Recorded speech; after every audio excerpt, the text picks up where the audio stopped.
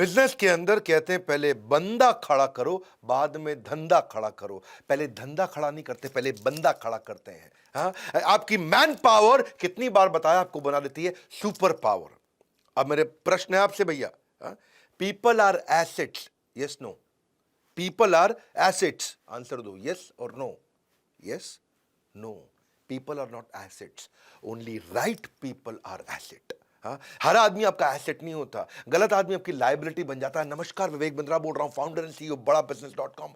Richard Branson के बारे में आज बात करेंगे। डिस्पाइट अगर आपके पास में आज पैसा भी है, स्ट्रैटेजी भी है, प्रोडक्ट भी है, लेकिन अगर मैन पावर ठीक नहीं है तो गेम ओवर। अगर मैन पावर ठीक है तो गेम चेंजर। हाँ, ये वही इंप्लॉइज होते हैं जो कोलैबोरेटिव एडवांटेज से पूरा गेम चेंज कर देते हैं। रिचर्ड ब्रांसन का कहना है यही तो वो लोग हैं जो जादू करते हैं।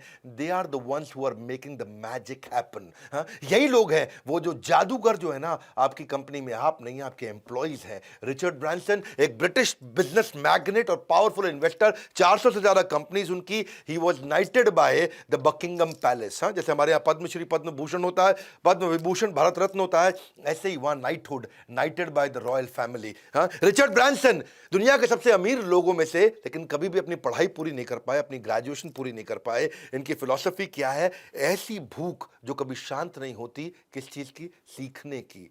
इनसेशिएबल एपेटाइट फॉर लर्निंग।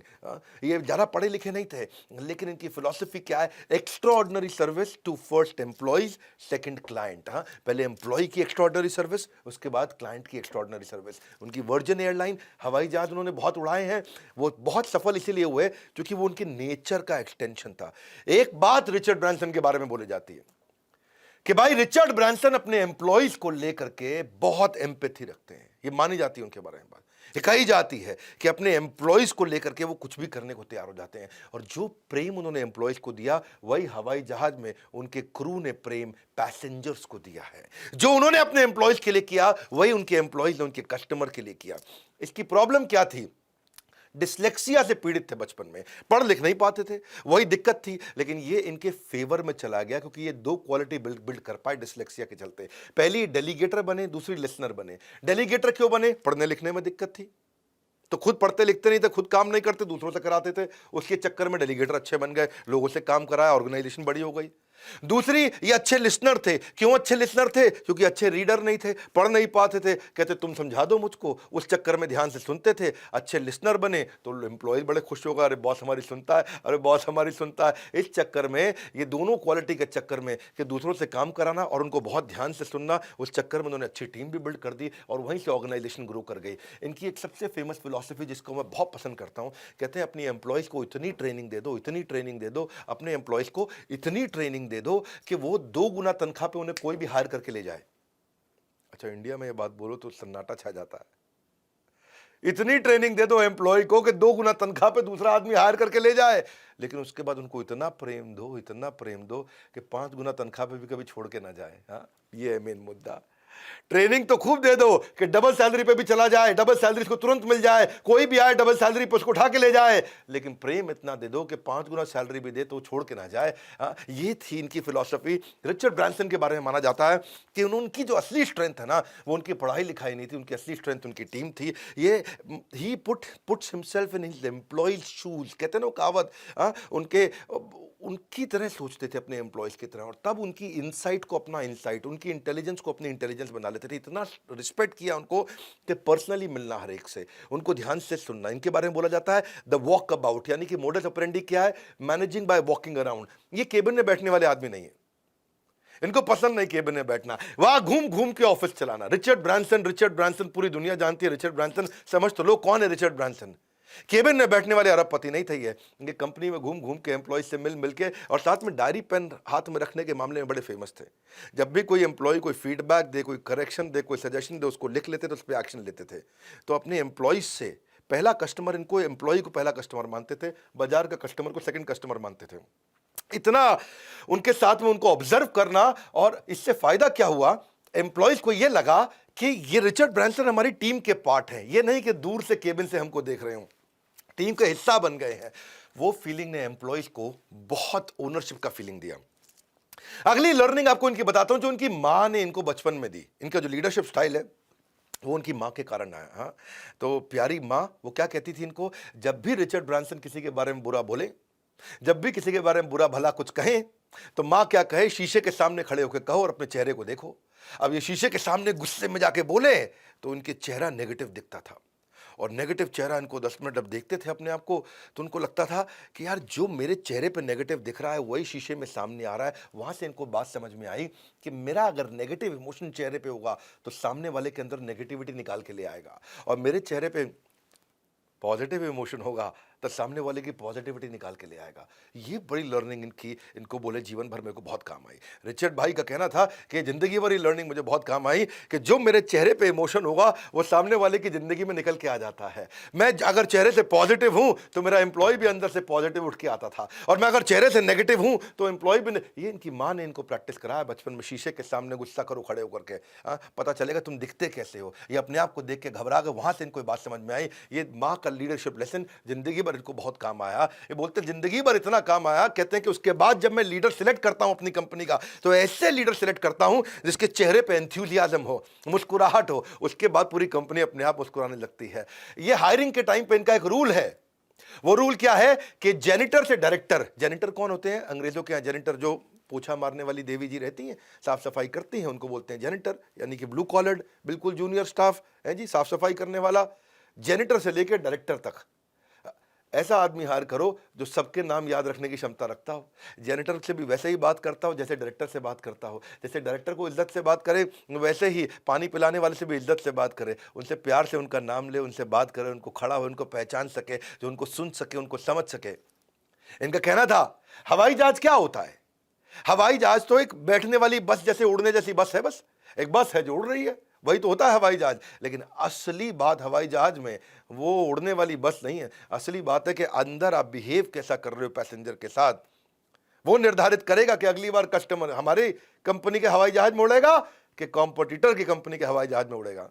ये बात, हाँ, it is the people who make your journey pleasurable और सैड, और वही हैप्पी कस्टमर से, हैप्पी एम्प्लॉय से, क्षमा चाहता हूं, हैप्पी कंपनी बनती है, और डिप्रेस्ड एम्प्लॉय से एक डिप्रेस्ड कंपनी बन जाती है, यानी कि सैड एम्प्लॉय से सैड कंपनी बनती है। और अगर ये कहते हैं कि अगर किसी ऐसे आदमी को ले आओ जिसके चेहरे पे हर समय नेगेटिविटी रहेगी तो वो पूरी कंपनी को नेगेटिव बना बैठेगा। रिचर्ड ब्रांसन अपनी कंपनी के सीईओ को हायर करने से पहले ये चीज बड़ा नोटिस करते थे कि जेनिटर से डायरेक्टर ये सब पे कैसे ध्यान देता है, सबसे कैसे बात करता है। इसीलिए इनकी फिलॉसफी क्या है, सबसे पहले मेरा एम्प्लॉय, उसके बाद नंबर 2 है मेरा कस्टमर, उसके बाद नंबर 3 है मेरा इन्वेस्टर। क्योंकि धंधे में दिक्कत आएगी सबसे पहले तो इन्वेस्टर भाग जाता है, उसके बाद कस्टमर, फिर एम्प्लॉय। तो कहते हैं कस्टमर और एम्प्लॉय को पहले साथ में रखो, और कस्टमर कब रहेगा, जब एम्प्लॉय साथ होगा। बड़ा अच्छा सीक्वेंस उन्होंने बनाया। इनकी एक और फिलॉसफी बड़ी सुंदर कि वर्क प्लेस को ना, वर्क प्लेस को वर्क पैलेस बना दो, वर्क पैलेस बना दो, ऐसा बना दो कि भाई महल बन जाए वो काम का। हाँ, सो इसीलिए इनका मानना है कि पर्सनालिटी बिफोर सीवी, पर्सनालिटी अच्छी होगी, उसके बाद सीवी को देखेंगे। आदमी खुश रहना चाहिए, क्योंकि इनका मानना है कि 80% समय तो आप ऑफिस में बताते हो, घर पे रह करके आपको फन करना, मजा करना अच्छा लगता है, तो फिर वही ऑफिस में क्यों नहीं किया जा सकता। हाँ? अगर वो घर किया जा सकता है घर पे, तो वो ऑफिस में भी किया जाना चाहिए।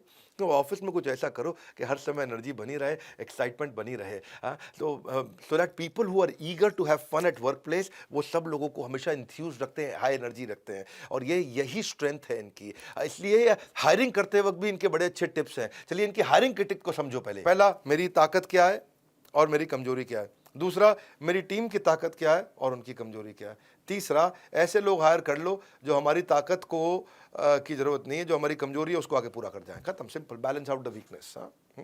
पहला, मेरी ताकत कमजोरी क्या है, अब ये मेरी कमजोरी है, उसके लिए मैं। दूसरा, मेरे टीम मेंबर की ताकत कमजोरी क्या है, क्या ये मेरी कमजोरी को फुलफिल कर सकता है अपनी ताकत से, बस इसको बैलेंस आउट कर दो, simple. Secret of success lies not in doing your work, but by recognizing a right person who can do on your behalf.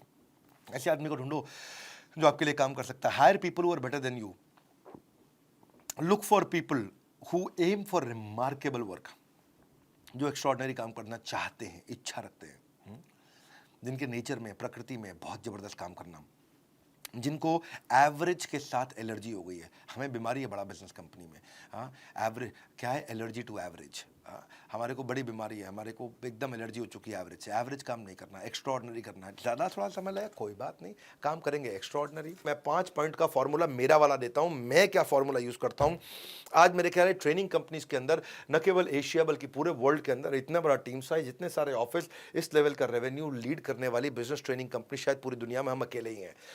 और मैं कैसे कर पाया, मेरी सफलता के राज क्या है, मेरे 5 स्टेप जो मैंने शुरू से आज तक फॉलो किए। पहला स्टेप क्या है, मैं हमेशा सही लोगों को हायर करता हूँ, टॉप क्लास लोगों को हायर करता हूँ, दैट स्टेप 1। हाँ, उसके बाद सेकंड, ए कैटेगरी आदमी, बी कैटेगरी नहीं चाहिए, सी कैटेगरी नहीं चाहिए, leadership A category, top class आदमी। सेकंड स्टेप, अब वो लीडर आ गया, वो ए कैटेगरी है, सॉलिड है, बुद्धिमान है, अब उसके साथ बैठ करके को क्रिएट करेंगे। बताओ भैया कहाँ पे जाना है, क्या स्टेप्स लेंगे, कैसे वहां पहुंचेंगे। उनके साथ मिलकर जॉइंटली को क्रिएट कर लिया, डायरेक्शन क्या होगी, हमारी कंपनी इस डायरेक्शन में चलेगी, ये रेवेन्यू करेगी, ये प्रोडक्ट बनाएगी, ये कस्टमर को ऐसे एक्वायर करेगी, ये कस्टमर को एक्वायर करने का तरीका है, ये मार्जिन होंगे, ये कॉस्टिंग होंगी, इस तरीके से चलेंगे।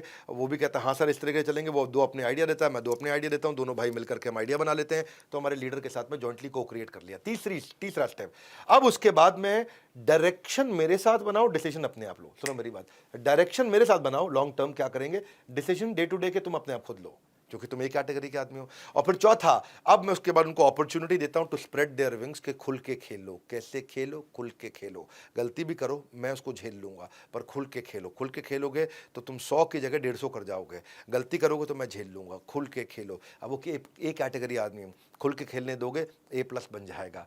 सी कैटेगरी आदमी को खुल के मत खेलने देना, ए कैटेगरी वाले को खुल के खेलने दो, गेम चेंज करेगा। और इसके बाद मेरा 5वां स्टेप क्या है, ये काम करने के पीछे मैं कॉम्पनसेशन लगा देता हूँ बहुत अच्छी, सैलरी भी अच्छी, ईसॉप भी अच्छा, इंसेंटिव भी अच्छे। बढ़िया सैलरी दो, बढ़िया शेयर होल्डिंग दो, बढ़िया इंसेंटिव दो। अब देखो उसके बाद, अब मुझे उसके बाद कुछ नहीं करना है, मैं वहाँ से फ्री हो गया और अब मैं नए प्रोजेक्ट में घुसता हूँ और जहाँ से मैं नया रेवेन्यू स्ट्रीम क्रिएट करता हूँ। तो ये थी माई 5 point formula of delegation. When you delegate task you will create follower, but when you delegate authority you will create leaders. तो टास्क के साथ, रिस्पॉन्सिबिलिटी के साथ अथॉरिटी भी दे दो, लीडर क्रिएट कर दोगे। डेलीगेशन जो है ना, वो चीज़ है कि आप मेरे बिहाफ पे, मैं किसी और को काम करने देता हूँ, लेकिन मैं आपको रूल दे दूँ भैया। रूल क्या है डेलीगेशन का, अगर कोई आदमी 70-80% तक भी ठीक कर दे, आपके मुकाबले 70-80% भी कर दे, तो डेलीगेट कर दो। अब तुम मत करना, उसी को करने दो, ये रूल है। वरना life is too short to do everything by your own self. तो इसीलिए choose the right person to delegate, उसे अच्छे से क्लियरली कम्युनिकेट कर दो कि भैया करना क्या है। तो यही है समझने वाली बात कि बड़ा बिजनेस में भी employees are our first asset. हम पीपल फर्स्ट ऑर्गेनाइजेशन है। हमारा मानना है कि always treat your employ as if you want to treat your best customer. Best customer से आप कितना प्रेम से बात करते हैं, एम्प्लॉय से भी वैसे ही करिए। वही बात है जी, वर्क प्लेस को वर्क पैलेस बना दीजिए। वर्क लाइक प्रोफेशनल, लेकिन रिश्ता लाइक फैमिली है जी। काम करो प्रोफेशनल की तरह, रिश्ता बनाओ परिवार की तरह, तभी बात बनती है। ट्रांसपेरेंट, ओपन और रिवॉर्डिंग कल्चर होना चाहिए। इसीलिए हमारी कंपनी में हमने मेरिटोक्रेसी को सबसे ऊपर रखा है। मेरिट पे आगे बढ़ेगा भाई, ये नहीं कि चाचे का लड़का कि मामे का लड़का, कहाँ से आ रहा है भैया, हमारे गाँव से आया है, वो नहीं चलेगा। अचीवर्स अवार्ड हमने लॉन्च किया with smile on face. Meritocracy का मतलब है कि भाई अगर तुम्हारे में दम है ना और तुम कुछ कर सकते हो, तो बड़ा बिजनेस छोड़ के जाने की जरूरत नहीं पड़ेगी जीवन में। हमारे यहाँ पे अचीवर्स अवार्ड जो है हर क्वार्टर में दिया जाता है एम्प्लॉयज़ को। और कैसे दिया जाता है, उनका डेटा पे दिया जाता है। कोई ये नहीं कि लड़का ठीक लग रहा है, ईमानदार लग रहा है शक्ल से, वैसा नहीं। सब कुछ डेटा ड्रिवन होता है, जिससे लोग बड़े मोटिवेटेड रहते हैं, एक्नॉलेज फील करते हैं, दे फील वैल्यूड और बड़ा अच्छा काम करते हैं। बड़ा बिजनेस में हम बहुत हायरिंग कर रहे हैं। मैं आपको हायरिंग से पहले ज़रा बता देता हूँ, अगर आपकी इच्छा है कि आप हमारी कंपनी में जॉब के लिए अप्लाई करना चाहते हैं, मेरे साथ मिलकर काम करना चाहते हैं, 2-3 बातें ध्यान से सुनिए कि एक एम्प्लॉय को हम फॉलोअर से कॉन्ट्रीब्यूटर और कॉन्ट्रीब्यूटर से टीम लीडर और टीम क्रिएटर तक लेके जाते हैं, और कैसे वो टॉप लेवल तक जाता है। हमारे यहाँ बहुत सारे एम्प्लॉयज ऐसे हैं जो कई सालों से हमारे साथ हैं, कभी छोड़ के नहीं जाते हैं। तो एक KPI ड्रिवन कंपनी बना दी है। उसको पहले से ही पता रहता है कि मैं क्या करूंगा, मुझे अवार्ड कैसे मिलेगा, मेरी ग्रोथ कैसे होगी, बड़ी क्लैरिटी रहती है। उसको 5 में से रेटिंग दिया जाता है हर क्वार्टर के अंदर। उसको वो खुद अपने आप को भी रेटिंग देता है, उसका बॉस भी उसको भी रेटिंग देता है। सब्जेक्टिविटी नहीं, कंप्लीटली डेटा ड्रिवन है, कोई पर्सनल बायस हो नहीं सकता। ट्रांसपेरेंसी और विश्वास के चलते चलता है। हमने भी बड़ा प्रयास किया कि एम्प्लॉयज़ की हेल्थ पे भी ध्यान दे, वो बड़ा इंपॉर्टेंट है। इसलिए हमने कंपनी के अंदर बड़ा जिम भी क्रिएट किया है, बहुत सुंदर जिम है। कभी आप आएंगे आप हमारे ऑफिस में इंटरव्यू देने, तो आप जाकर के जिम देखिएगा कैसा है। स्पोर्ट्स डे मनाते हैं, फैमिली डे मनाते हैं, एम्प्लॉयज़ की इंश्योरेंस करते हैं, उनको वैक्सीनेट करा के रखते हैं, सारे फेस्टिवल सेलिब्रेट करते हैं। और जब कोविड की वेव आई थी तो लोगों ने तनख्वाहें काटी, लोगों को नौकरी से निकाला, हमने लोगों की तनख्वाहें बढ़ाई, उनको इंसेंटिव दिया, वेरिएबल दिया, एक दिन आज तक तनख्वाह डिले नहीं करी। अगर 30 तारीख का महीना है तो 30 तारीख की दोपहर को तनख्वाह आ जाती है, ये नहीं कि 1 तारीख तक भी वेट कराएंगे। ये हमारी कंपनी में एक रूल है। अगर 28 फरवरी का महीना तो 28 तारीख को तनख्वाह मिल जाएगी। और हाँ, अगर 28 को संडे है और फोर्थ सैटरडे है उसके पहले, तो फिर फ्राइडे को यानी कि 26 को ही तनख्वाह मिल जाएगी। तनख्वाह हमारे यहाँ कभी डिले नहीं होती है, बिल्कुल फिक्स डे और फिक्स सैलरी तुरंत मिलती है। ये हमने शुरू से कल्चर ऐसा बनाया कि जितना बड़ा बिजनेस लें, जिस समय कोविड के टाइम पे अपने हमारे एम्प्लॉयज़ ने और हार्ड वर्क किया, कंपनी को थोड़ा कमा के दिया, ताकि हमने एक हॉस्पिटल भी बनाया था। बड़ा अच्छा लगा उन दिनों, पूरे हमारे एम्प्लॉयज़ ने मिलजुल के काम किया। आप अगर हमारी कंपनी में अप्लाई करना चाहते हैं तो technology, content, sales, leadership, managerial कई सारे रोल हैं। आप अपना रिज्यूमे भेज सकते हैं हमारे ईमेल एड्रेस पे। अगर आप टेक्नोलॉजी से हैं, PHP, product analyst, data scientist, data engineering, engineering manager, application develop करना जानते हैं, आप ऐप डेवलप करना जानते हैं, एंड्रॉइड, आईओएस, डेवऑप्स के हैं, या फिर आप सोशल मीडिया में जाना चाहते हैं, डिजिटल मार्केटिंग में आना चाहते हैं, आप कंटेंट के बारे में समझते हैं, कंटेंट की हमारे पास में 15-20 अलग-अलग प्रकार की पोजीशंस हैं। आप वीडियो बनाना जानते हैं, एडिटर हैं, एनिमेटर हैं, आप कॉपी राइटर हैं, सेल्स के ट्रेनर हैं, सेल्स करना जानते हैं, कॉल सेंटर में ज्वाइन करना चाहते हैं, गेस्ट कोऑर्डिनेशन करना चाहते हैं, careers@badabusiness.com, आइए हमारे यहाँ जाकर के ज्वाइन करिए। और रिचर्ड ब्रांसन की अमेजिंग स्टोरी, लोग, आप अगर एम्प्लॉई हैं तो अपने बॉस को भेज दीजिए, उसको भी दिखाइए वीडियो, हो सकता है वो बड़ा इंस्पायर्ड फील करें। अगर आपके पापा फैक्ट्री चलाते हैं, बिजनेस चलाते हैं, उनको भेजिए। नहीं तो अपने कुछ दोस्तों में, अपने सर्कल में भेजिए, क्योंकि लोग छोड़ के चले जाते हैं, बड़ा परेशानी होती है छोटे बिजनेस के अंदर। ये आइडिया हो सकता है लोगों को काम आए। हमारे साथ जुड़े रहने के लिए, कमेंट बॉक्स में आके चर्चा करने के लिए, नए हैं तो सब्सक्राइब आपने कर दिया होगा, world's number 1 entrepreneurial YouTube channel. हमारे साथ जुड़े रहने के लिए आप सबका हृदय की गहराई से प्रेम पूर्वक बहुत बहुत धन्यवाद।